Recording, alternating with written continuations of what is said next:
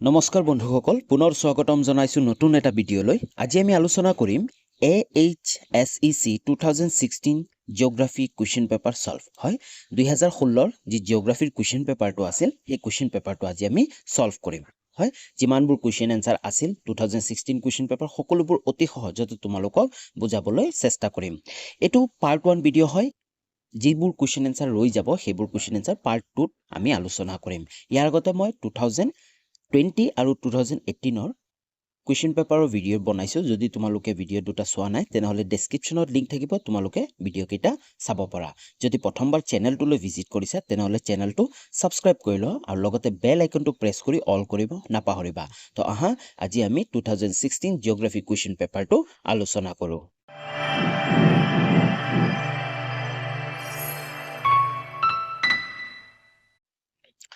প্ৰথম সোৱা এক নম্বৰ কোৱেশ্চনটো আমাক কি দিছিল তলত দিয়া চাৰিটা বিকল্পৰ উত্তৰৰ পৰা শুদ্ধ উত্তৰটো বাছি উলিওৱা হয় মানে এমসিকিউ দিছে চাৰিটা এমসিকিউ দিছে তাৰ পৰা যোনটো শুদ্ধ উত্তৰ সেইটো বাছি উলিয়াব দিছে প্ৰতিটো কোৱেশ্চনতে আমাক 1 মাৰ্ক আছে হয় চাৰিটা কোৱেশ্চন আহিছে তো টোটাল 4 মাৰ্ক হয় সোৱা এ নম্বৰ কোৱেশ্চনটো আমাক কি দিছে তলত দিয়া কোনখন মহাদেশৰ জনসংখ্যাৰ বৃদ্ধি সৰ্বাধিক হয় জনসংখ্যাৰ বৃদ্ধি সৰ্বাধিক হয় জনসংখ্যা সকলোতকৈ বেছি জনসংখ্যা কোনখন মহাদেশৰ কথা কোৱা নাই যদি মহাদেশৰ কথা কল হয় তেনেহলে আমি সকলোৱে জানো এছিয়া হল কিন্তু আমাক খুদিছে যে কোনখন মহাদেশৰ জনসংখ্যা বৃদ্ধি সৰ্বাধিক অপচন কিটা সোৱা এছিয়া উত্তৰ আমেৰিকা আফ্ৰিকা আৰু ইউৰোপ হয় উত্তৰটো সোৱাৰ আগতে তোমালোকে যদি জানা কমেন্ট কৰি জনাই দিব পাৰা ইয়াৰ শুদ্ধ উত্তৰটো কি হ'ব অপচন নম্বৰ 3 টো হ'ব আফ্ৰিকা হয় যে আফ্ৰিকা মহাদেশ আছে এই আফ্ৰিকা মহাদেশৰ জনসংখ্যাৰ বৃদ্ধিৰ যি হাৰ আছে সেই হাৰ বাকি কিটা মহাদেশতকৈ সৰ্বাধিক মনত ৰাখিবা নেক্সট কোৱেশ্চন লাগবাহু নেক্সট কোৱেশ্চনটো সব বি নম্বৰ কোৱেশ্চনটো আমাক কি দিছে তলত দিয়া কোনখন ৰাষ্ট্ৰত লিংগ অনুপাত পৃথিৱীৰ ভিতৰত সৰ্বাধিক হয় লিংগৰ অনুপাত পৃথিৱীৰ ভিতৰত সৰ্বাধিক আমি ইয়াৰ পিছতো এটা কোৱেশ্চন আছে লিংগ অনুপাত কাক বোলে হেতু আমি ভালকে বুজি লম তো অপচন কিটা সোৱা ফ্ৰান্স জাপান লাটভিয়া ভাৰত ইয়াৰ শুদ্ধ উত্তৰটো কি হ'ব অপচন নম্বৰ 3 টো হ'ব লাটভিয়া হয় যে লাটভিয়া দেশখন আছে ৰাষ্ট্ৰখন আছে এই ৰাষ্ট্ৰৰ লিংগ অনুপাত পৃথিৱীৰ ভিতৰত সৰ্বাধিক নেক্সট কোৱেশ্চনটো সোৱা সি নম্বৰ কোৱেশ্চনটো আমাক কি দিছে তলত দিয়া কোনখন ৰাজ্যত প্ৰধান তৈল ক্ষেত্ৰসমূহ অৱস্থিত অপচন কিটা সোৱা ৰাজস্থান বিহাৰ তামিলনাডু অসম ইয়াৰ শুদ্ধ উত্তৰটো কি হ'ব অপচন নম্বৰ 4 টো হ'ব অসম হয় অসম ৰাজ্যত প্ৰধান তৈল ক্ষেত্ৰসমূহ অৱস্থিত নেক্সট কোৱেশ্চনটো সোৱা ডি নম্বৰ কোৱেশ্চনটো আমাক কি দিছে তলত দিয়া নদীসমূহৰ পৰা অতি প্ৰদূষিত নদীখন বাছি উলিওৱা হয় আমাক চাৰিটা নদীৰ অপচন দিছে আৰু এই অপচন কেইটাৰ ভিতৰত কোনটো নদী সকলোতকৈ বেছি প্ৰদূষিত সেইটো নদীৰ নাম লিখিব দিছে অপচন কেইটা সোৱা যমুনা ব্ৰহ্মপুত্ৰ শতদ্ৰু গোদাবৰী ইয়াৰ শুদ্ধ উত্তৰটো কি হ'ব অপচন নম্বৰ 1 টো হ'ব যমুনা নদী হয় বা যিমানবোৰ নদী আছে এই নদীবোৰৰ ভিতৰত যমুনা নদী আটাইতকৈ বেছি প্ৰদূষিত নদী ওকে নেক্সট কোৱেশ্চন আগবঢ়াৰ আগতে যদি চেনেলটো সাবস্ক্ৰাইব কৰা নাই তেনেহলে চেনেলটো সাবস্ক্ৰাইব কৰি ল আৰু লগতে বেল আইকনটো প্ৰেছ কৰি অল কৰি লবা যাতে নেক্সট ভিডিঅ'বোৰৰ নটিফিকেশন তোমালোক অতি সহজতে পাব পৰা আৰু ভিডিঅ'সমূহ চাব পৰা আগন্তুক যি তোমালোকৰ 2025 এছএছ ফাইনেল এক্সাম আহি আছে অলৰেডি তোমালোকৰ ৰুটিন ওলালে আৰু বেছি দিন নাই তো তাৰ কাৰণে এই চেনেলটো তোমালোকে কিছুমান বিশেষ সুবিধা পাবা যদি হে জিওগ্ৰাফি সাবজেক্টটো তোমালোকৰ আছে বা তোমালোকৰ বন্ধু বান্ধৱী সকলৰ আছে সকলোলৈ ভিডিঅ'টো শেয়াৰ কৰি দিবা তোমালোকে কি সুবিধা পাবা সুবিধাবোৰ চাই লোৱা ক্লাছ 12 জিওগ্ৰাফি সলিউশন 2025 2025 ৰ কাৰণে জিওগ্ৰাফিৰ কমপ্লিট সলিউশন খিনি পাবা সকলো প্ৰশ্নৰ উত্তৰবোৰ তোমালোকে পাবা অলৰেডি মই গোটেইকিটা চেপ্টাৰৰে ভিডিঅ বনালো তাৰ ইম্পৰ্টেন্ট কোৱেশ্চন আগৰ বছৰত অহা কোৱেশ্চন গোটেইখিনি ভিডিঅ বনালো তোমালোকে চেনেলটো ভিজিট কৰিও চাব পাৰা নাইবা ডেসক্ৰিপচনৰ প্লেলিষ্টবোৰৰ লিংক থাকিব তোমালোকে প্ৰতিটো ভিডিঅ চাব পাৰা লগতে previous year question paper with solution আগৰ বছৰ যিমানবোৰ কোৱেশ্চন পেপাৰ আছিল অলৰেডি মই 2020 আৰু 2018 আৰু 2016 ৰ ভিডিঅ কোৱেশ্চন পেপাৰৰ ভিডিঅসমূহ অলৰেডি দিলো আৰু দি আছো তোমালোকে কমেন্ট কৰিও জনাব পাৰা যে তোমালোকক নেক্সট কোন ইয়াৰৰ ভিডিঅ লাগে লগতে তোমালোকে পাবা previous year question paper chapter wise প্ৰতিটো চেপ্টাৰৰ পৰা আগৰ বছৰত কি কুৱেশ্যন এনচাৰ আহিছিল মই অলৰেডি ভিডিঅ' বনাইছোঁ প্লেলিষ্ট বনাই ডিছক্ৰিপশ্যনত আছে প্ৰতিটো চেপ্টাৰৰে আগৰ বছৰত অহা যিমানবোৰ কুৱেশ্যন আহিছিল সেই সকলোবোৰ কুৱেশ্যন চেপ্টাৰ ৱাইজ মই বনাই থৈ দিছোঁ তোমালোকে ডিছক্ৰিপশ্যনত গৈ চাব পাৰা লগতে যদি তোমালোকে বিচৰা যে PDF ডাউনলোড কৰিম তেনেহ'লে তোমালোকে PDF ডাউনলোড কৰিব পাৰিবা মই যিমানকেইটা ভিডিঅ' আপলোড দিয়াৰ পিছত মই মোৰ টেলিগ্ৰাম চেনেলত সেই ভিডিঅ'টোৰ PDFটো আপলোড কৰি দিওঁ তো তোমালোকে যদি PDF সমূহ পাব বিচৰা তেনেহ'লে ডেছক্ৰিপশ্যনত মোৰ টেলিগ্ৰাম চেনেলৰ লিংক আছে তোমালোকে টেলিগ্ৰাম চেনেল জইন হৈ ল'ব লাগিব তাৰপিছত ভিডিঅ' আপলোড দিয়াৰ পিছতে তোমালোকে প্ৰতিটো ভিডিঅ'ৰ PDF সমূহ তোমালোকে তাত পাই যাবা ওকে তো এতিয়ালৈ যদি চেনেলটো ছাবস্ক্ৰাইব কৰা নাই তেনেহ'লে চেনেলটো ছাবস্ক্ৰাইব কৰি লোৱা আৰু তোমালোকৰ বন্ধু বান্ধৱীলৈকেও ভিডিঅ'টো শ্বেয়াৰ কৰা নেক্সট কুৱেশ্যন আগবাঢ়ো নেক্সট কুৱেশ্যন চোৱা 2 নম্বৰ কুৱেশ্যন আমি একটো কমপ্লিট কৰিলোঁ এতিয়া আমাৰ 2 নম্বৰ আহিল 2 নম্বৰত আমাক কি দিছে তলত দিয়া প্ৰশ্নসমূহৰ চমু উত্তৰ দিয়া হয় এই কুৱেশ্যন কেইটাও 1 মাৰ্কৰ হয় 4টা কুৱেশ্যন আছে টোটেল 4 মাৰ্ক এ নম্বৰ কুৱেশ্যনটো চোৱা আমাক কি কৈছে বয়স লিংগ পিৰামিড কি যি বয়স লিংগ পিৰামিড সেই পিৰামিড মানে কি আমাক সুধিছে উত্তৰটো চোৱা জনসংখ্যাৰ বয়স আৰু লিংগানুপাতিক সংৰচনা উপস্থাপনা কৰা ৰঞ্জক চিত্ৰক বয়স লিংগ পিৰামিড বুলি কোৱা হয় হয় লিংগ পিৰামিড কাক বোলে যি জনসংখ্যাৰ বয়স আৰু লিংগানুপাতিক সংৰচনা উপস্থাপনা কৰা ৰঞ্জক চিত্ৰক বয়স লিংগ পিৰামিড বুলি কোৱা হয় ওকে তাৰপিছত চোৱা এনে এটা জনসংখ্যা পিৰামিডৰ সহায়ত জনসমষ্টি এটাৰ ভালেমান জৈৱিক আৰু আৰ্থ সাংস্কৃতিক চৰিত্ৰ বিচাৰি পোৱা যায় আৰু এই যি বয়স লিংগ পিৰামিড আছে এই বয়স লিংগ পিৰামিডৰ সহায়তে এটা যিকোনো ঠাইৰ এটাৰ জনসংখ্যাৰ জৈৱিক আৰু আৰ্থ সাংস্কৃতিক চৰিত্ৰ বিচাৰি পোৱা যায় ওকে তোমালোকে পুনৰ পঢ়ি ল'ব পাৰা উত্তৰটো নেক্সটটো চোৱা বি নম্বৰ কুৱেশ্যনটো আমাক কি কৈছে বাণিজ্য কোন বৰ্গৰ কাৰ্যকলাপৰ অন্তৰ্গত হয় যি বাণিজ্য আছে সেই বাণিজ্য কোন বৰ্গৰ কাৰ্যকলাপৰ অন্তৰ্গত উত্তৰটো একেবাৰে সহজ বাণিজ্য হ'ল তৃতীয় শ্ৰেণীৰ কাৰ্যৰ অন্তৰ্গত নেক্সট কুৱেশ্যনটো চোৱা চি নম্বৰ কুৱেশ্যনটো আমাক কি কৈছে মানিক কি হয় উত্তৰটো চোৱা মানিক হ'ল খনিজ সম্পদ হয় মানিক কি মানিক হ'ল এবিধ খনিজ সম্পদ তাৰপিছত চোৱা কি কৈছে ভূগোলক খনিজ সম্পদে ভূতাত্ত্বিক অৰ্থৰ খনিজসমূহৰ উপৰিও খনিৰ পৰা উৎযান কৰা ইন্ধন দ্ৰব্যসমূহকো সামৰি লয় আৰু যিবোৰ ইন্ধন দ্ৰব্যসমূহ আছে সেইবোৰকো সামৰি লয় আৰু মানিক কি হয় মানিক হ'ল এবিধ খনিজ সম্পদ বুজি পালা নেক্সট কুৱেশ্যনটো চোৱা ডি নম্বৰ কুৱেশ্যনটো আমাক কি কৈছে যোগাযোগ বুলিলে কি বুজা হয় এটা ইম্পৰ্টেণ্ট কুৱেশ্যন হয় প্ৰতি বছৰে এই কুৱেশ্যনটো আহি থাকে যে যোগাযোগ ব্যৱস্থা মানে কি বা যোগাযোগ বুলিলে কি বুজা উত্তৰটো চোৱা যিকোনো ধৰণৰ অৰ্থযুক্ত ভাৱ এটা এঠাইৰ পৰা আন ঠাইলৈ অৰ্থাৎ উৎস স্থানৰ পৰা লক্ষ্য স্থানলৈ যিকোনো মাধ্যমত স্থানান্তৰণ কৰাকে যোগাযোগ বোলে বুজি পালা যোগাযোগ কাক বোলে যিকোনো এটা অৰ্থযুক্ত ভাৱ হয় অৰ্থযুক্ত ভাৱ এটা এঠাইৰ পৰা আন ঠাইলৈ যেতিয়া কি কৰে ই গতি কৰে বা উৎস স্থানৰ পৰা লক্ষ্য স্থানলৈ যিকোনো মাধ্যমৰ সহায় লৈ যিকোনো মাধ্যমেৰে যোগাযোগ কৰে যোগাযোগ স্থাপন কৰে তাকে কি বুলি কোৱা হয় যোগাযোগ ব্যৱস্থা বা যোগাযোগ বুলি কোৱা হয় যেনে আমি ফোন কল ইউজ কৰোঁ হয় নাই আমি যিকোনো এটা ঠাইৰ পৰা আন এটা ঠাইলৈ দূৰণি ঠাই এটালৈ কি কৰোঁ ফোন কল কৰিব পাৰোঁ এইটো ফোন কল এটা কি যোগাযোগ ব্যৱস্থা হয় ওকে বুজি পালা নেক্সট কুৱেশ্যন আগবাঢ়ো নেক্সট কুৱেশ্যনটো হ'ল 3 নম্বৰ কুৱেশ্যন আমি 1 আৰু 2 টো কমপ্লিট কৰিলোঁ 3 নম্বৰ কুৱেশ্যনটো আমাক কি কৈছে চমু উত্তৰ দিয়া হয় উত্তৰসমূহ আমি চমুকে দিব লাগিব প্ৰতিটো কুৱেশ্যনতে আমাক 2 মাৰ্ককে আছে আৰু 10টা কুৱেশ্যন আছে টোটেল আমাৰ 20 মাৰ্ক বুজি পালা প্ৰথম কুৱেশ্যনটো চোৱা এ নম্বৰ কুৱেশ্যনটো আমাক কি কৈছে মানৱ ভূগোলৰ দুটা উপশাখাৰ নাম লিখা হয় উত্তৰটো চোৱা মানৱ ভূগোলৰ দুটা উপশাখা হ'ল কৃষি ভূগোল আৰু ৰাজনৈতিক ভূগোল হয় যি মানৱ ভূগোলৰ যদি আমি পঢ়িব যাওঁ মানৱ ভূগোলৰ আমি উপশাখাবোৰ যেনেকুৱা আছে কি কৃষি ভূগোল আৰু ৰাজনৈতিক ভূগোল আমি ইয়াৰ বিষয়ে পঢ়িব লাগে হয় এগ্ৰিকালচাৰ জিঅ'গ্ৰাফি আৰু পলিটিকেল জিঅ'গ্ৰাফিও আমি পঢ়িব লাগে আৰু এই দুটা উপশাখা কাৰ আণ্ডাৰত আহে মানৱ ভূগোল হিউমেন জিঅ'গ্ৰাফিৰ আণ্ডাৰত আহে হয় নেক্সট কুৱেশ্যন চোৱা বি নম্বৰ কুৱেশ্যনটো আমাক কি কৈছে বি নম্বৰটো আমাক কৈছে মানুহৰ দুটা দ্বিতীয় কাৰ্যকলাপৰ নাম লিখা হয় মানুহৰ দুটা দ্বিতীয় কাৰ্যকলাপৰ নাম লিখিব দিছে যদি তোমালোকে নাজানা যে দ্বিতীয় কাৰ্যকলাপ কি প্ৰথমে আমি প্ৰাথমিক কাৰ্যকলাপৰ কথা জানিব লাগিব প্ৰাথমিক কাৰ্যকলাপ কি মানুহে যিবোৰ কাম ডাইৰেক্টলি প্ৰকৃতিৰ পৰা আহৰণ কৰে যেনে ফল মূল আহৰণ কৰে হয় গছৰ পৰা খেতি কৰে হয় ডাইৰেক্টলি প্ৰকৃতিৰ পৰা আহৰণ কৰে সেইবোৰ কাৰ্য কি বুলি কোৱা হ'ব প্ৰাথমিক কাৰ্য বুজি পালা যেনেকৈ চিকাৰ কাৰ্য এটা কি প্ৰাথমিক কাৰ্য নেক্সট দ্বিতীয় কাৰ্য কাক বুলি কোৱা হয় দ্বিতীয় কাৰ্য হ'ল যি প্ৰাথমিক কাৰ্যৰ যি বস্তু উৎপাদন কৰে উৎপাদন কৰে সেই বস্তুবোৰ কি কৰে সলনি কৰে বুজি পাইছা মানুহৰ উপযোগী হ'বৰ কাৰণে সেই বস্তুবোৰৰ মান সলনি কৰে বা সেই বস্তুবোৰ মডিফাই কৰে তাকে দ্বিতীয় কাৰ্যকলাপ বুলি কোৱা হয় যেনে চোৱা উদাহৰণ আমাক কাৰ্যকলাপৰ নাম লিখিব দিছে তোমালোকে উদাহৰণো হ'ব এইকেইটা চোৱা ক নম্বৰ কি কৈছে আকৰিক লোৰ পৰা অধিক উপযোগী তীখা উৎপাদন কৰা কাৰ্য হয় আকৰিক লোটো প্ৰাথমিক খণ্ডৰ মানুহে কি কৰে ভূমিৰ পৰা বা মাটিৰ তলৰ পৰা সংগ্ৰহ কৰে আকৰিক লো আৰু প্ৰাথমিক খণ্ডৰ মানুহে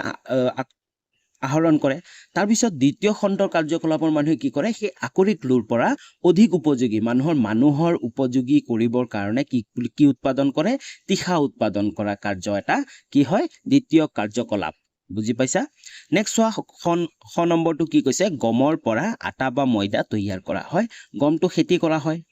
প্ৰাথমিক শ্ৰেণীৰ মানুহে গমৰ খেতি কৰে আৰু দ্বিতীয় শ্ৰেণীৰ মানুহে সেই গমৰ পৰা আটা বা ময়দা তৈয়াৰ কৰে বুজি পালা তোমালোকে আশা কৰো যোনে এই বুজি পোৱা নাছিল সকলোৱে বুজি পাইছে নেক্সট কুৱেশ্যন আগবাঢ়ো নেক্সট কুৱেশ্যনটো চোৱা চি নম্বৰ কুৱেশ্যনটো আমাক কি কৈছে গ্ৰাম্য বসতিৰ দুটা বৈশিষ্ট্য লিখা গ্ৰাম্য বসতি মানে গ্ৰাম্য অঞ্চলৰ যি গাঁও অঞ্চলৰ বসতিৰ কথা আমাক লিখিব দিছে তাৰ দুটা বৈশিষ্ট্য দিব দিছে উত্তৰটো চোৱা এক নম্বৰটো কি হ'ব গ্ৰাম্য বসতিৰ অন্তৰ্গত ঠাইবোৰৰ প্ৰায় শতাংশ লোক মূলত প্ৰাথমিক বৃত্তিত নিয়োজিত হয় প্ৰথম বৈশিষ্ট্য কি যে গ্ৰাম্য বসতিৰ বেছিভাগ মানুহে প্ৰায় শতাংশ মানুহে কি হয় প্ৰাথমিক বৃত্তিত নিয়োজিত তেওঁলোকৰ বৃত্তি কি প্ৰাথমিক খণ্ডৰ বৃত্তিৰ লগত তেওঁলোক জড়িত হৈ থাকে যেনে বেছিভাগ মানুহে কি কৃষি কাৰ্যৰ লগত জড়িত হৈ থাকে কিছুমান মানুহে কি পশুপালন হয় কিছুমান মানুহে চিকাৰ কাৰ্য এইবোৰৰ লগত কি হৈ থাকে জড়িত হৈ থাকে তো এইটো এটা প্ৰধান বৈশিষ্ট্য গ্ৰাম্য বসতিৰ নেক্সট হোৱা 2 নম্বৰটো কি কৈছে সাধাৰণত গ্ৰাম্য বসতি অঞ্চলবোৰৰ ঠাইবোৰত জনসংখ্যাৰ ঘনত্ব পাতল হয় আৰু এটা নেক্সট কি কৈছে আৰু এটা বৈশিষ্ট্য যি গ্ৰাম্য অঞ্চল আছে এই গ্ৰাম্য অঞ্চলৰ যি জনবসতি আছে জনবসতি কি হয় জনসংখ্যা পাতল হয় বা জনসংখ্যাৰ ঘনত্ব পাতল হয় আমি দেখাই পাওঁ গাঁও অঞ্চলবোৰৰ কি জনসংখ্যা নিচেই কম থাকে ডাঙৰ এটা গাঁও থাকে কিন্তু তাৰ জনসংখ্যা বহুত দূৰে থাকে মানুহৰ ঘৰবোৰ বহুত দূৰে থাকে তাৰ কাৰণে কৈছে জনসংখ্যাৰ ঘনত্ব পাতল হয় বুজি পালা তোমালোকে নেক্সট কুৱেশ্যন আগবাঢ়ো নেক্সট কুৱেশ্যনটো চোৱা ডি নম্বৰ কুৱেশ্যনটো আমাক কি কৈছে জল পৰিবহনৰ দুটা লাভালাভ লিখা হয় জল পৰিবহন গম পাইছা যি নাও পৰিবহন আছে জাহাজ পৰিবহন আছে নদী দি বা সাগৰ দি আমি যি পৰিবহন কৰো তাকে জল পৰিবহন বুলি কোৱা হয় বুজি পালা তোমালোকে জল পৰিবহন কাক বুলি কোৱা হয় এতিয়া আমাৰ কুৱেশ্যনটো খুদিছিল জল পৰিবহনৰ দুটা লাভালাভ লিখা জল পৰিবহনৰ পৰা আমাৰ কি লাভ হয় প্ৰতিটো পৰিবহনৰ পৰা আমাৰ লাভ হয় কিন্তু জল পৰিবহন বাকি যিমানবোৰ পৰিবহন আছে তাৰ পৰা বেছিকৈ লাভ হয় কিয় লাভ হয় উত্তৰটো চোৱা জল পৰিবহনৰ দুটা গুৰুত্বপূৰ্ণ লাভালাভ হ'ল এক নম্বৰটো চোৱা সকলো প্ৰকাৰৰ পৰিবহন ব্যৱস্থাৰ ভিতৰত জল পৰিবহনে হ'ল সবাতোকৈ কম খৰচী বুজি পাইছা যিমানবোৰ পৰিবহন আছে সকলো পৰিবহনতকৈ যি জল পৰিবহন আছে এইটো কম খৰচী মানে খৰচ কম হয় এতিয়া ভাবি লও তোমালোকে ডাঙৰ এটা বস্তু যদি আমি নামনি অসমৰ পৰা উজনি অসমলৈ নিব লাগে ডিব্ৰুগড়লৈ নিব লাগে তেনেহলে যদি আমি গাড়ী দি নিওঁ খৰচটো বহুত হৈ যায় আৰু এৰোপ্লেন দিটো আমি নিব নোৱাৰো কাৰণ অতি কম ঠাই হৈ যায় আৰু এৰোপ্লেনৰ সুবিধাও নাই আকাশী পথৰ সুবিধাও নাই তো আমাৰ ওচৰত এটাই অপচন থাকে আমি ব্ৰহ্মপুত্ৰ নদীটো ব্যৱহাৰ কৰিব পাৰো বুজি পাইছা এটা জাস্ট উদাহৰণ দিছো তোমালোকে তো এই যি জাহাজেৰে আমি বস্তু এটা স্থানান্তৰ কৰো এইটো কি হয় কম খৰচী হৈ যায় নেক্সট 2 নম্বৰটো চোৱা কি কৈছে গধুৰ বয় বস্তু কঢ়িওৱাৰ ক্ষেত্ৰত জল পৰিবহন হ'ল আটাইতকৈ সুবিধাজনক বুজি পাইছা গধুৰ বস্তু এটা ডাঙৰ ইণ্ডাষ্ট্ৰি যিমানবোৰ মেচিনবোৰ আছে সেই যিমানবোৰ মেচিন বিদেশৰ পৰা আহে সকলো কি আহে এই জাহাজৰ দ্বাৰাই আহে এৰোপ্লেনত আনিব নোৱাৰে পসিবল নহয় কাৰণ গধুৰ হৈ যায় আৰু ৰাস্তা ঘাটটো সুবিধা নাই কাৰণ এখন মহাদেশৰ পৰা আন এখন দেশৰ মাজতো ৰাস্তা নাই মাজত সাগৰ আছে তো এটাই ব্যৱস্থা আছে যে জল পৰিবহন ব্যৱহাৰ কৰা বুজি পাইছা তো তাৰ কাৰণে জল পৰিবহন হ'ল আটাই যিমানবোৰ আছে পৰিবহন ব্যৱস্থা তাতকৈ কম খৰচী আৰু সুবিধাজনক বুজি পালা তোমালোকে নেক্সট কুৱেশ্যন আগবাঢ়ো নেক্সট কুৱেশ্যনটো চোৱা ই নম্বৰ কুৱেশ্যনটো আমাক কি দিছে ব্ৰহ্মপুত্ৰ নদীৰ উত্তৰ পাৰত মিলিত হোৱা দুটা প্ৰধান উপনৈৰ নাম লিখা এইটো নদীৰ দীৰ্ঘইকাৰ হ'ব হয় ব্ৰহ্মপুত্ৰ নদীৰ উত্তৰ পাৰত মিলিত উত্তৰ পাৰৰ কথা কৈছে উত্তৰ পাৰত মিলিত হোৱা দুটা প্ৰধান উপনৈৰ নাম লিখিব দিছে উত্তৰটো চোৱা ব্ৰহ্মপুত্ৰ অসমৰ সবাতোকৈ বৃহৎ নদী হয়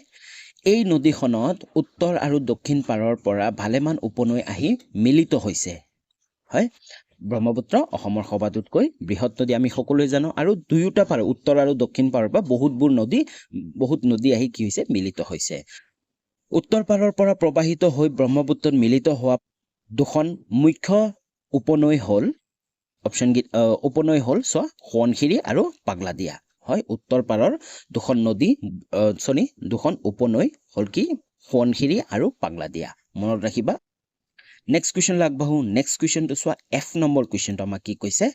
শব্দ প্ৰদূষণৰ দুটা কাৰণ উল্লেখ কৰা হয় শব্দ প্ৰদূষণৰ দুটা কাৰণ আমাক উল্লেখ কৰিব দিছে কি কাৰণত শব্দ প্ৰদূষণ হয় উত্তৰটো চোৱা শব্দ প্ৰদূষণৰ দুটা মুখ্য কাৰণ হ'ল এক নম্বৰ দ্ৰুতগতিত বৃদ্ধি হৈ অহা যান-বাহনৰ ব্যৱহাৰ হয় দ্ৰুতগতিত যি যান-বাহনৰ ব্যৱহাৰ হৈ আছে এই যান-বাহনৰ ব্যৱহাৰৰ পৰা কি হয় শব্দ প্ৰদূষণ হৈ আছে মুখ্য কাৰণ বুলি ক'ব পাৰি তাৰ পিছত চোৱা 2 নম্বৰটো কি কৈছে বিভিন্ন প্ৰকাৰৰ ধৰ্মীয় অনুষ্ঠানৰ জৰিয়তে উদ্ভৱ হোৱা নানা প্ৰকাৰৰ হাই-হুৰুমি হয় গণ্ডগোল যন্ত্ৰপাতিৰ ব্যৱহাৰ ফটকা ফুটোৱা আদি এইবোৰৰ পৰাও কি হয় শব্দ প্ৰদূষণ হয় এই দুটা হ'ল মেইন কাৰণ বুজি পালা বিভিন্ন ধৰণৰ ধৰ্মীয় অনুষ্ঠানৰ জৰিয়তে উদ্ভৱ হোৱা নানা প্ৰকাৰৰ হাই-হুৰুমিৰ পৰা শব্দ প্ৰদূষণ হয় গণ্ডগোলৰ পৰা হয় যন্ত্ৰপাতিৰ ব্যৱহাৰৰ পৰা হয় যিমানবোৰ ডাঙৰ মেচিনবোৰ ইউজ কৰে বহুত শব্দ কৰে হয় এই পৰা কি হয় শব্দ প্ৰদূষণ হয় আৰু ফটকা ফুটোৱা হয় আমি দেৱালীৰ সময়ত যি ফটকা ফুটাও এই ফটকাৰ পৰাও বহুত শব্দ প্ৰদূষণ হয় ওকে নেক্সট কুৱেশ্যন আগবাঢ়ো নেক্সট কুৱেশ্যনটো চোৱা G নম্বৰ কুৱেশ্যনটো আমাক কি কৈছে উদাৰীকৰণৰ দুটা প্ৰধান বৈশিষ্ট্য লিখা উত্তৰটো চোৱা উদাৰীকৰণৰ দুটা প্ৰধান বৈশিষ্ট্য হ'ল মুক্ত বাণিজ্যৰ ব্যৱস্থা হয় প্ৰধান বৈশিষ্ট্য হ'ল কি মুক্ত বাণিজ্যৰ ব্যৱস্থা 2 নম্বৰটো কি কৈছে বিশ্বৰ সকলো প্ৰকাৰৰ প্ৰযুক্তিৰ মুক্ত ব্যৱহাৰৰ সুবিধা হয় বিশ্বৰ সকলো প্ৰকাৰৰ প্ৰযুক্তিৰ মুক্ত ব্যৱহাৰৰ সুবিধা উদাৰীকৰণৰ দুটা বৈশিষ্ট্য নেক্সট কুৱেশ্যন আগবাঢ়ো নেক্সট কুৱেশ্যনটো চোৱা H নম্বৰটো আমাক কি কৈছে ভাৰতৰ দুটা মেট্ৰপলিটেন মহানগৰৰ নাম লিখা হয় একেবাৰে সহজ আমি সকলোৱে জানো ভাৰতৰ দুটা মেট্ৰপলিটেন মহানগৰৰ নাম হ'ল দিল্লী আৰু কলিকতা আৰু আছে কিন্তু দুটা আমাক লিখিব দিছে আমি দিল্লী আৰু কলিকতাই লিখি দিলো নেক্সট কুৱেশ্যনটো চোৱা I নম্বৰ কুৱেশ্যনটো আমাক কি কৈছে উত্তৰ পূব ভাৰতৰ প্ৰদেশসমূহৰ মানৱ বিকাশ উন্নয়ন হোৱাৰ দুটা কাৰণ দৰ্শোৱা আমাক কি কৈছে উত্তৰ পূব ভাৰতৰ যি আমাৰ নৰ্থ ইষ্ট আছে ন উত্তৰ পূৰ্বাঞ্চল আছে সেই উত্তৰ পূব ভাৰতৰ প্ৰদেশসমূহৰ মানৱ